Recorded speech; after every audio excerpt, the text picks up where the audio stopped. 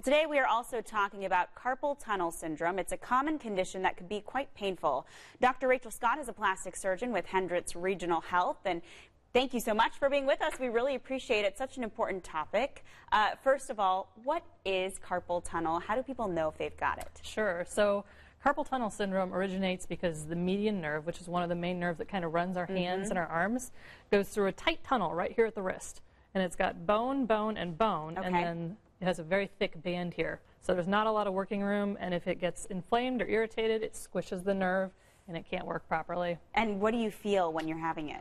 So it can be very mild symptoms, just some tingling, but it can progress all the way to numbness and even weakness and wasting of the muscles if the nerve is really injured. And you feel it more at night, perchance? Okay. Some people will even wake up and have to walk around and shake their hands out because they have true pain. Wow. Okay. Well, let's talk about causes, too, so folks know what not to do. What can cause this?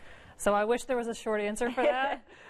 Anything that irritates the nerve or tightens that space. So having your wrist really extended, really flexed, it does not come from typing. Okay, well, good to know. Good to know. Any wide range of activities from day-to-day activities or manual labor is a major cause. One of the best reasons you're here, though, is to talk to us about how you can treat it, because there is relief out there. There is relief out there. And one of the key things is not waiting until you're to the point of horrible pain or loss of muscle. So the first steps are going to be conservative measures. So not jumping straight to the operating room for most people, but things like wearing a splint to relax the nerve, just giving your hand a break.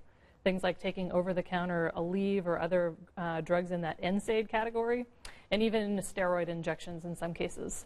And how does a doctor know when you go in? How do they know that you have it? Most people will come in telling you about some of those common symptoms that they're having.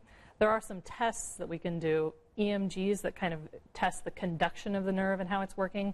You also may have an X-ray to make sure that there's nothing going on in the bones that could be creating compression on that nerve.